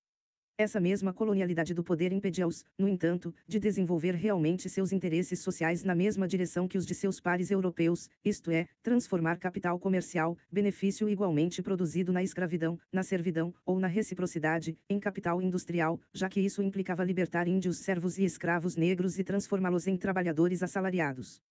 Por óbvias razões, os dominadores coloniais dos novos estados independentes, em especial na América do Sul depois da crise de fins do século XVIII, não podiam ser nada além de sócios menores da burguesia europeia. Quando muito mais tarde foi necessário libertar os escravos, não foi para assalariá-los, mas para substituí-los por trabalhadores imigrantes de outros países, europeus e asiáticos. A eliminação da servidão dos índios é recente.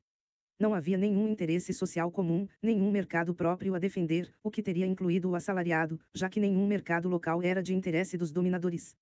Não havia, simplesmente, nenhum interesse nacional. A dependência dos senhores capitalistas não provinha da subordinação nacional.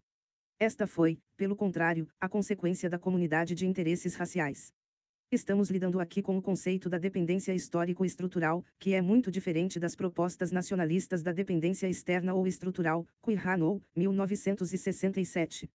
A subordinação veio mais adiante, precisamente devido à dependência e não o contrário. Durante a crise econômica mundial dos anos 30, a burguesia com mais capital comercial da América Latina, Argentina, Brasil, México, Chile, Uruguai e até certo ponto a Colômbia, foi forçada a produzir localmente os bens que serviam para seu consumo ostentador e que antes tinham que importar.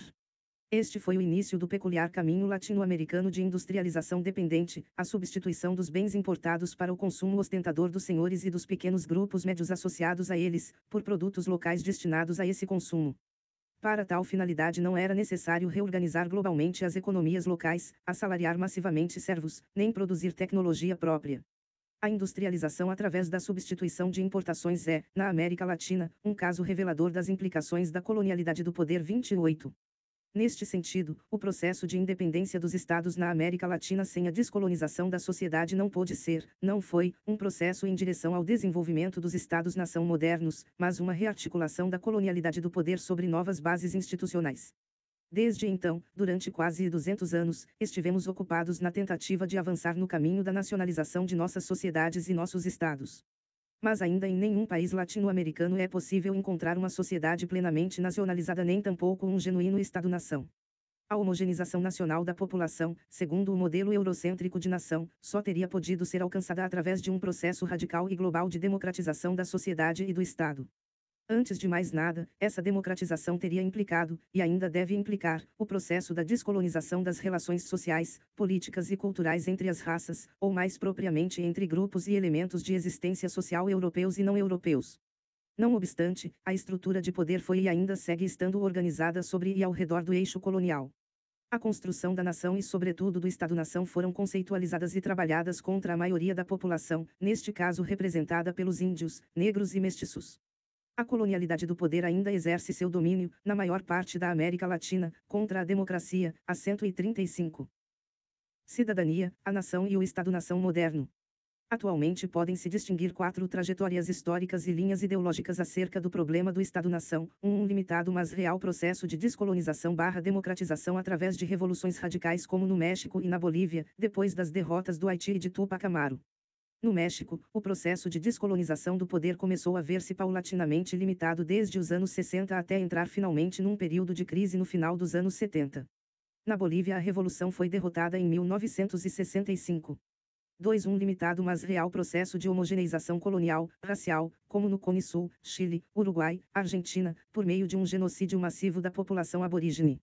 Uma variante dessa linha é a Colômbia, onde a população original foi quase exterminada durante a colônia e substituída pelos negros. 3. Uma sempre frustrada tentativa de homogeneização cultural através do genocídio cultural dos índios, negros e mestiços, como no México, Peru, Equador, Guatemala, América Central e Bolívia.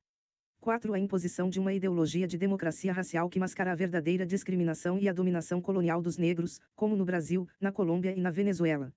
Dificilmente alguém pode reconhecer com seriedade uma verdadeira cidadania da população de origem africana nesses países, ainda que as tensões e conflitos raciais não sejam tão violentos e explícitos como na África do Sul ou no sul dos Estados Unidos.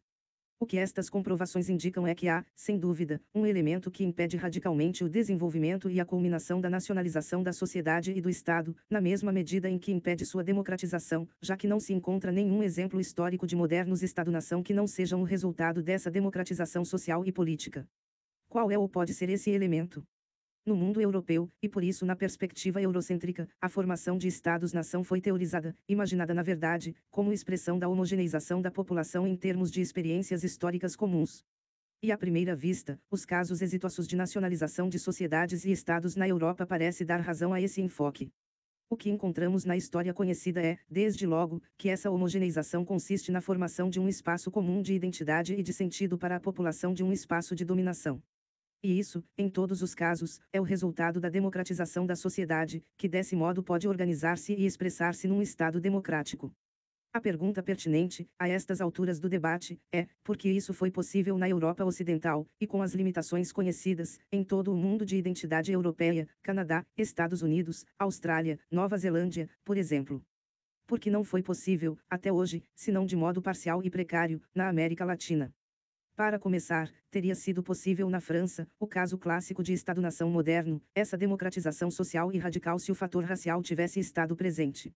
É muito pouco provável. Hoje em dia é fácil observar na França o problema nacional e o debate produzido pela presença de população não branca, originária das ex-colônias francesas. Obviamente não é um assunto de etnicidade nem de crenças religiosas.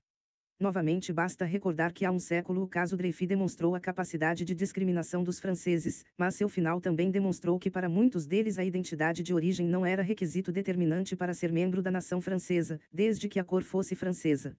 Os judeus franceses são hoje mais franceses que os filhos de africanos, árabes e latino-americanos nascidos na França.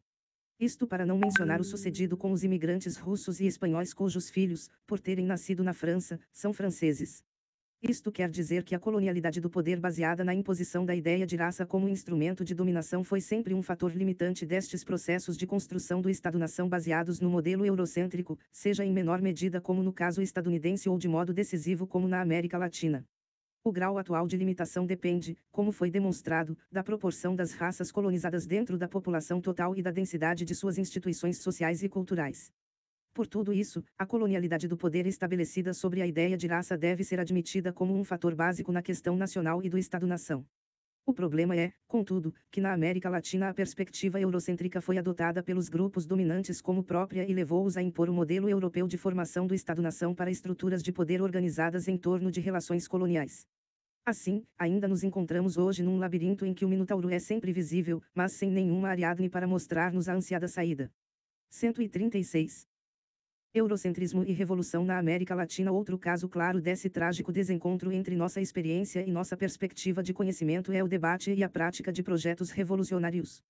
No século XX a avassaladora maioria da esquerda latino-americana, adepta do materialismo histórico, manteve o debate basicamente em torno de dois tipos de revoluções, democrático-burguesa e socialista. Rivalizando com essa esquerda, o movimento denominado aprista ou APRA, Aliança Popular Revolucionária Anti-Imperialista, no Peru, AAD, Ação Democrática na Venezuela, o MNR, Movimento Nacionalista Revolucionário, na Bolívia, o MLN, Movimento de Libertação Nacional, na Costa Rica, o Movimento Revolucionário Autêntico e os ortodoxos em Cuba. Entre os mais importantes pela boca de seu maior teórico, o peruano Reia de la Torre, propôs originalmente, entre 1925 e 1935, a chamada Revolução Anti-imperialista, como um processo de depuração do caráter capitalista da economia e da sociedade latino-americanas, sobre a base do controle nacional e estatal dos principais recursos de produção, como uma transição em direção a uma revolução socialista. Desde o fim da Segunda Guerra Mundial, esse projeto transitou definitivamente para uma espécie de social-liberalismo 29, e se vai esgotando desse modo. De maneira breve e esquemática, mas não arbitrária, pode-se apresentar o debate latino-americano sobre a Revolução Democrático-Burguesa como um projeto no qual a burguesia organiza a classe operária, os camponeses e outros grupos dominados para arrancar dos senhores feudais o controle do Estado e para reorganizar a sociedade e o Estado nos termos do capital e da burguesia. A suposição central desse projeto é que a sociedade na América Latina é fundamentalmente feudal, ou semifeudal na melhor das hipóteses, já que o capitalismo é ainda incipiente, marginal e subordinado. A Revolução Socialista, por sua vez, concebe-se como a erradicação da burguesia do controle do Estado pela classe operária, a classe trabalhadora por excelência, à frente de uma coalizão das classes exploradas e dominadas, para impor o controle estatal dos meios de produção, e construir a nova sociedade por meio do Estado. A tese dessa proposta é, obviamente, a de que a economia e portanto a sociedade e o Estado na América Latina são basicamente capitalistas. Em sua linguagem, isso implica que o capital como relação social de produção é dominante, e que consequentemente o burguês é também dominante na sociedade e no Estado. Admite que há resíduos feudais, e portanto tarefas democrático-burguesas no trajeto da Revolução Socialista. De fato, o debate político do último meio século na América Latina tem estado ancorado na questão da pretensa feudalidade/semifeudalidade da economia, da sociedade e do Estado, ou se seriam capitalistas. A maioria da esquerda latino-americana, até há poucos anos, aderia à proposta democrático-burguesa, seguindo antes de tudo os alinhamentos centrais do socialismo real ou do campo socialista, seja com sede em Moscou ou em Pequim. Para acreditar que na América Latina uma revolução democrático-burguesa baseada no modelo europeu é não só possível, mas necessária, primeiro é preciso admitir na América, e mais precisamente na América Latina, 1. A relação sequencial entre feudalismo e capitalismo, 2. A existência histórica do feudalismo e consequentemente o conflito histórico antagônico entre a aristocracia feudal e a burguesia, e 3. Uma burguesia interessada em levar a cabo semelhante empreendimento revolucionário. Sabemos que na China no início dos anos 30, Mao propôs a ideia da revolução democrática de novo tipo, porque a burguesia já não está interessada nessa sua missão histórica, e tampouco é capaz de levá-la a cabo. Neste caso, uma coalizão de classes exploradas/dominadas, sob a liderança da classe trabalhadora, deve substituir a burguesia e empreender a nova revolução democrática. Na América, contudo, como em escala mundial desde 500 anos atrás, o capital existe apenas como o eixo dominante da articulação conjunta de todas as formas historicamente conhecidas de controle e exploração do trabalho, configurando assim um único padrão de poder, histórico e estruturalmente heterogêneo, com relações descontínuas e conflitivas entre seus componentes. Nenhuma sequência evolucionista entre os modos de produção, nenhum feudalismo anterior, separado do capital e a ele antagônico, nenhum senhorio feudal no controle do Estado, ao qual uma burguesia sedenta de poder tivesse que desalojar por meios revolucionários. Se sequência houvera, é sem dúvida surpreendente que o movimento seguidor do materialismo histórico não haja lutado por uma revolução anti-escravista, prévia à revolução antifeudal, prévia por sua à revolução anticapitalista.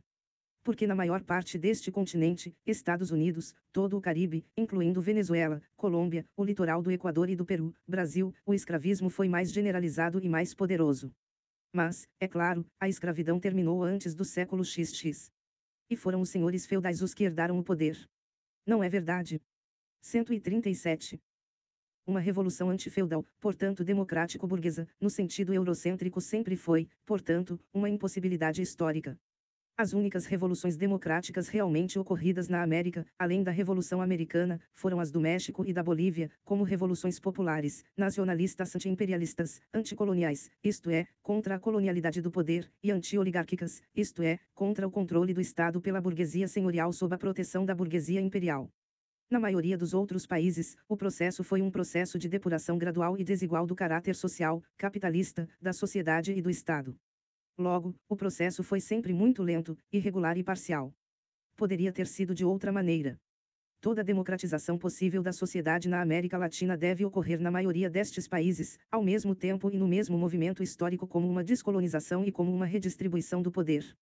Em outras palavras, como uma redistribuição radical do poder. Isto se deve, primeiro, a que as classes sociais, na América Latina, têm cor, qualquer cor que se possa encontrar em qualquer país, em qualquer momento. Isso quer dizer, definitivamente, que a classificação das pessoas não se realiza somente no âmbito do poder, a economia, por exemplo, mas em todos e em cada um dos âmbitos. A dominação é o requisito da exploração, e a raça é o mais eficaz instrumento de dominação que, associado à exploração, serve como o classificador universal no atual padrão mundial de poder capitalista. Nos termos da questão nacional, só através desse processo de democratização da sociedade pode ser possível e finalmente exitosa a construção de um Estado-nação moderno, com todas as suas implicações, incluindo a cidadania e a representação política. Quanto à miragem eurocêntrica acerca das revoluções socialistas, como controle do Estado e como estatização do controle do trabalho/recursos/produtos, da subjetividade/recursos/produtos, do sexo/recursos/produtos, essa perspectiva funda-se em duas suposições teóricas radicalmente falsas. Primeiro, a ideia de uma sociedade capitalista homogênea, no sentido de que só o capital como relação social existe e, portanto, a classe operária industrial assalariada é a parte majoritária da população. Mas já vimos que não foi assim nunca, nem na América Latina nem no restante do mundo, e que quase seguramente não ocorrerá assim nunca. Segundo, a ideia de que o socialismo consiste na estatização de todos e cada um dos âmbitos do poder e da existência social, começando com o controle do trabalho, porque do Estado se pode construir a nova sociedade. Essa suposição coloca toda a história, de novo, sobre sua cabeça. Inclusive nos tascos termos do materialismo histórico, faz de uma superestrutura, o Estado, a base da sociedade.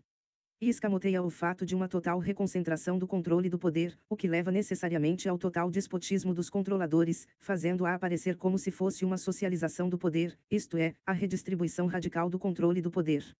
Mas, precisamente, o socialismo não pode ser outra coisa que a trajetória de uma radical devolução do controle sobre o trabalho/recursos/produtos, sobre o sexo/recursos/produtos, sobre a autoridade/instituições/violência, e sobre a intersubjetividade/conhecimento/comunicação, a vida cotidiana das pessoas.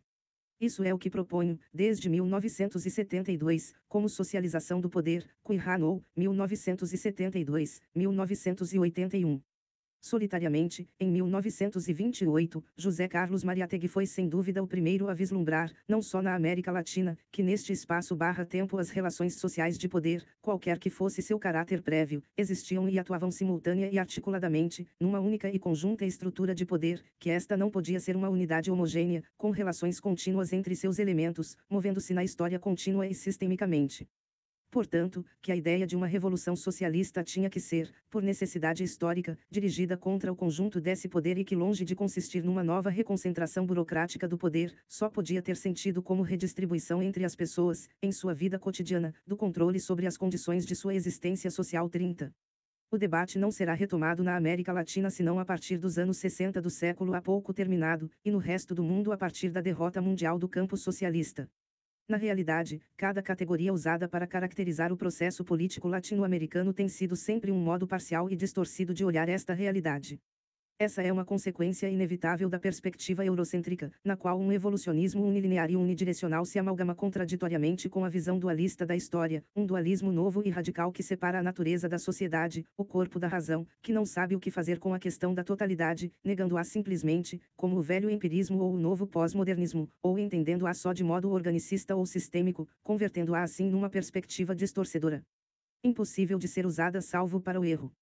Não é, pois, um acidente que tenhamos sido, por enquanto, derrotados em ambos os projetos revolucionários, na América e em todo o mundo. O que podemos avançar e conquistar em termos de direitos políticos e civis, numa necessária redistribuição do poder, da qual a descolonização da sociedade é a pressuposição e ponto de partida, está agora sendo arrasado no processo de reconcentração do controle do 138. Poder no capitalismo mundial e com a gestão dos mesmos responsáveis pela colonialidade do poder. Consequentemente, é tempo de aprendermos a nos libertar do espelho eurocêntrico onde nossa imagem é sempre, necessariamente, distorcida. É tempo, enfim, de deixar de ser o que não somos. Bibliografia Allen